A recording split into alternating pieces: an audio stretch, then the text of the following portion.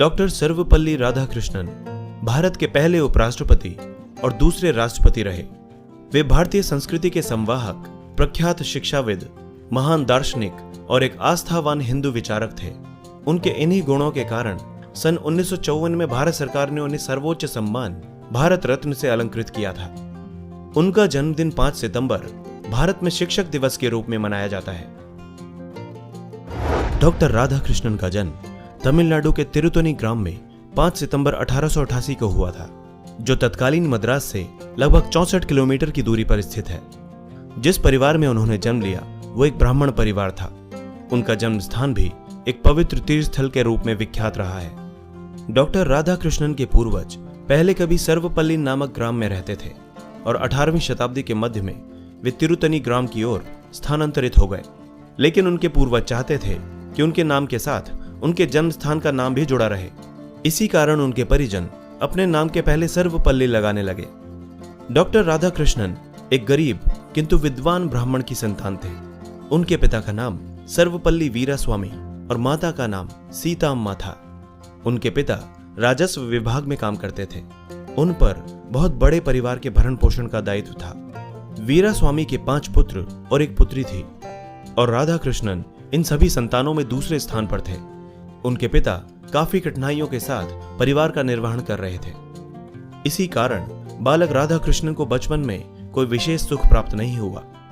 Doctor Radhakrishnan का बचपन तिरुतनी एवं तिरुपति जैसे धार्मिक स्थलों पर व्यतीत हुआ। उन्होंने प्रथम 8 वर्ष तिरुतनी में ही गुजारे। हालांकि उनके पिता पुराने विचारों के थे और उनमें धार्मिक भावनाएं भी थीं। इसके बावजूद उन्होंने राधाकृष्णन को क्रिश्चियन मिशनरी संस्था लुथरन मिशन स्कूल तिरुपति में 1896 से 1900 के बीच पढ़ने के लिए भेजा।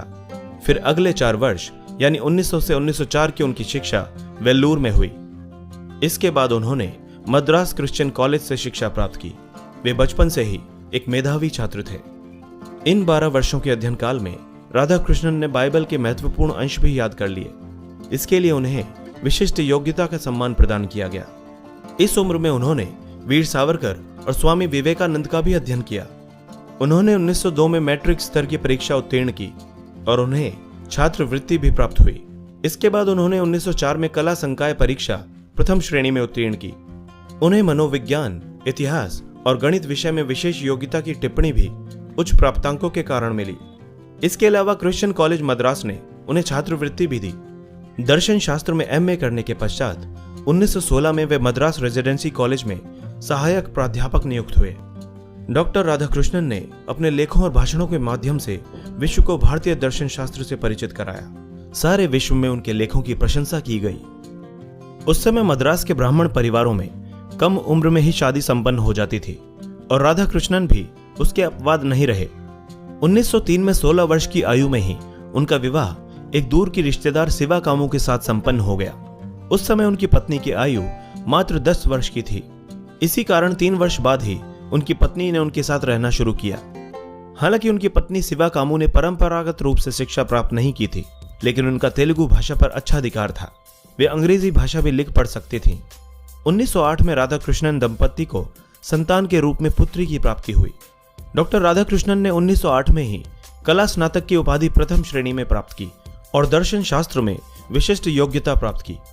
उच्च अध्ययन के दौरान वे अपनी निजी आमदनी के लिए बच्चों को ट्यूशन पढ़ाने का काम किया करते थे। 1908 में उन्होंने एमए की उपाधि प्राप्त करने के लिए एक शोध भी लिखा। इस समय उनकी आयु मात्र 20 वर्ष की थी।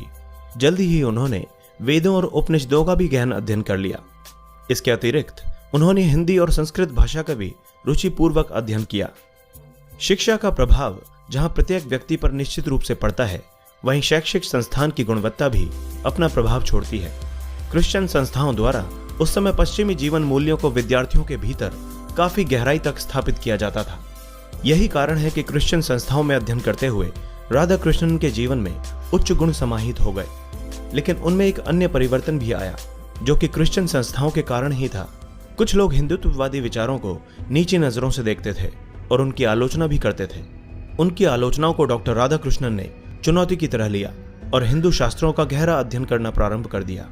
दरअसल डॉक्टर राधाकृष्णन ये जानना चाहते थे कि वस्तुतः किस संस्कृति के विचारों में चेतनता है और किस संस्कृति के विचारों में जड़ता है।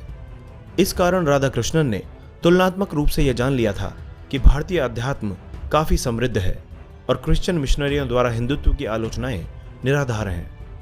इससे उन्होंने ये निष्कर्ष निकाला कि भारतीय संस्कृति धर्म, ज्ञान और सत्य पर आधारित है, जो कि प्राणी को जीवन का सच्चा संदेश देती है। डॉक्टर राधाकृष्णन समूचे विश्व को एक विद्यालय मानते थे। उनका मानना था कि शिक्षा के द्वारा ही मानव मस्तिष्क का सदुपयोग किया जा सकता है, अतः विश्व को एक ही इकाई मानकर शिक्षा का प्रबंधन करना चाहिए। ब्रिटेन के एडिनबरा विश्वविद्यालय में दिए अपने भाषण में डॉक्टर सर्वपल्ली राधाकृष्णन ने कहा था, मानव को एक होना चाहिए। मानव इतिहास का संपूर्ण लक्ष्य मानव जाति की मुक्ति तभी संभव है जब देशों की नीतियों का आधार पूरे विश्व में शांति की स्थापना का प्रयत्न हो। डॉक्टर राधाकृष्णन अपनी बुद्धि से परिपूर्ण व्याख्याओं, आनंददायी अभिव्यक्तियों और हल्की गुदगुदाने वाली कहानियों से छात्रों को मंत्रमुग्ध कर देते थे। उच्च नैतिक मूल्यों को अपने आचरण में उतारने की प्रेरणा वे अपने छात्रों को भी देते थे। वे जिस भी विषय को पढ़ाते थे, पहले स्वयं उसका गहन अध्ययन किया करते थे। दर्शन जैसे गंभीर विषय को भी वे अपनी शैली से सरल, रोचक और प्रिय बना देते थे। 1909 में 21 वर्ष की उम्र में डॉक्टर राधाकृष्णन ने मद्रास प्रेसिडेंसी कॉलेज में जूनियर लेक्चरर के तौर पर दर्शन शास्त्र पढ़ाना प्रारंभ किया। यहां उन्होंने 7 वर्ष तक न केवल अध्यापन किया, बल्कि स्वयं भी भारतीय दर्शन और भारतीय धर्म का गहराई से अध्ययन किया। इस समय उनका वेतन मात्र 37 रुपए था। 1912 में डॉक्टर सर्वपल्ली राधाकृष्णन की मनोविज्ञान के आवश्यक तत्व शीर्षक से एक लघु पुस्तिका भी प्रकाशित हुई, जो कक्षा में दिए गए व्याख्यानों का संग्रह था। इस पुस्तिका के द्वारा उनकी यह योग्यता प्रमाणित हुई कि प्रत्येक पद की व्याख्या करने के लिए उनके पास शब्दों का अतुल्य भंडार तो है ही, उनकी स्मरण शक्ति भी अत्यंत विलक्षण है। जब डॉक्टर राधाकृष्णन यूरोप व अमेरिका प्रवास से पुनः भारत लौटे तो यहाँ के विभिन्न विश्वविद्यालयों ने उन्हें मानद उपाधियां प्रदान कर उनकी विद्वत्ता का सम्मान किया। 1928 की सर्दियों में इनकी प्रथम मुलाकात पंडित जवाहरलाल नेहरू से उस समय हुई जब वे कांग्रेस पार्टी के वार्षिक अधिवेशन में सम्मिलित होने के लिए कलकत्ता आए हुए थे। हालांकि सर्वपल्ली राधाकृष्णन भारतीय शैक्षिक सेवा के सदस्य होने के नाते किसी भी राजनीतिक संस्करण में हिस्सेदारी नहीं ले सकते थे, लेकिन फिर भी उन्होंने इस नियम की कोई परवाह नहीं की और भाषण दिया। 1929 में इन्हें लेक्चर देने के लिए मैनचेस्टर यूनिवर्सिटी द्वारा आमंत्रित किया गया। इन्होंने मैनचेस्टर व लंदन में कई लेक्चर दिए। इनकी शिक्षा संबंधी उपलब्धियों के दायरे में कई संस्थानिक सेवा कार्यों को देखा जा सकता है। जैसे ये सन 1931 से 36 तक आंध्र विश्वविद्यालय के वाइस चांसलर रहे। ऑक्सफोर्ड विश्वविद्यालय में 1936 से 1952 तक प्राध्यापक रहे। कलकत्ता विश्वविद्यालय के अंतर्गत आने वाले जॉर्ज पंचम कॉलेज के प्रोफेसर के रूप में 1937 से 1941 तक कार्य किया। सन 1939 से 1948 तक काशी हिंदू विश्वविद्यालय के चांसलर रहे। 1953 से 1962 तक दिल्ली विश्वविद्यालय के चांसलर रहे। 1946 में यूनेस्को में भारतीय प्रतिनिधि के रूप में अपनी उपस्थिति दर्ज कराई। 1952 में सोवियत संघ के आने के बाद डॉक्टर राधाकृष्णन उपराष्ट्रपति निर्वाचित किए गए।